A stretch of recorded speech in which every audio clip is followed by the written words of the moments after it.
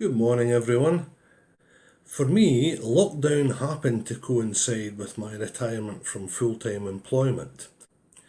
So, retirement was initially a very strange experience. I now had plenty of time to do what I wanted to do, but the restrictions meant that these weren't possible. Well, from that very early stage, I placed my trust in the Lord. I found myself conversing with him much more freely and in much more varied circumstances than I had before. The structure of my previous working life had now been removed, and it was possible for me to connect with God in ways other than at predetermined slots. I definitely found this to be very helpful and comforting, and it definitely brought me great peace and contentment. I had resolved during my retirement that one of the things I would do would be to spend more time working in the service of God. And to begin with this, I directed my attentions to some of the administrative functions within the church. Then, a few weeks into lockdown, came a request from the archivist of the Baptist Union of Scotland. That request was for churches to consider compiling a transcript of any video reflections they were making so that these could be retained as a record and shared afterwards. I discussed it with Mark as I thought this was very much a role for the church secretary, and we agreed that if I was happy to go ahead with it, then that could proceed. I have to tell you that it's been a real blessing to me to listen to all the wonderful messages that have been transmitted by a variety of others over these past weeks and months.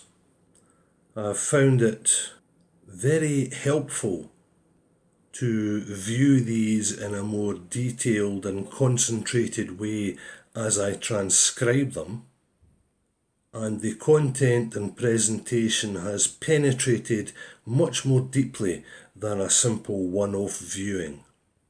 Thank you to all who have contributed in this way and who have provided guidance, wisdom and encouragement during these difficult times. Looking back on those early weeks of lockdown, I also recall getting the weekly shopping for Lauren. I would arrive at her front door and place the bags there and then withdraw to the safe 2 metre social distancing. And the door would open and there would be Scott and Lauren and Jessica, and we would have a brief chat. These were always much more meaningful than the video calls that we had daily. And isn't it amazing how well children adapt to circumstances? Lauren and Scott had explained to Jessica about the virus and the reason for the restrictions that we were currently undergoing. And she did seem to have accepted it without any trouble. However, there was one occasion when the enormity of it all really hit home. I delivered the shopping as usual, and after our chat, when I was about to leave, Jessica declared, "Grandad, I want a cuddle." So did I. As time passed, further lifting of the restrictions allowed for home visits and overnight stays, and Jessica was able to stay with me for a couple of days a week. And the great joy and pleasure that this has brought me has probably only been matched by the relief and recuperation felt by Lauren and Scott. Now, those of you who have experience of 3-year-olds will know that they love to get into everything. Jessica explores every area of my house and leaves it looking as though a burglary has been committed. On one occasion, she came across one of my pocket Testament and Psalms and asked what it was. And I explained to her that it was a book about Jesus and that I would get her a copy of her own that she would be able to understand when she was a little older. With that, she simply placed the Testament down and moved on to something else.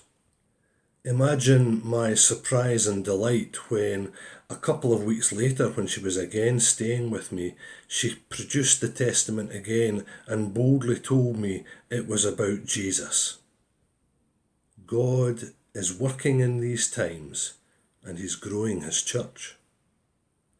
Evidence of this growth has also been shown to me through Lauren's recent participation in the online Alpha course.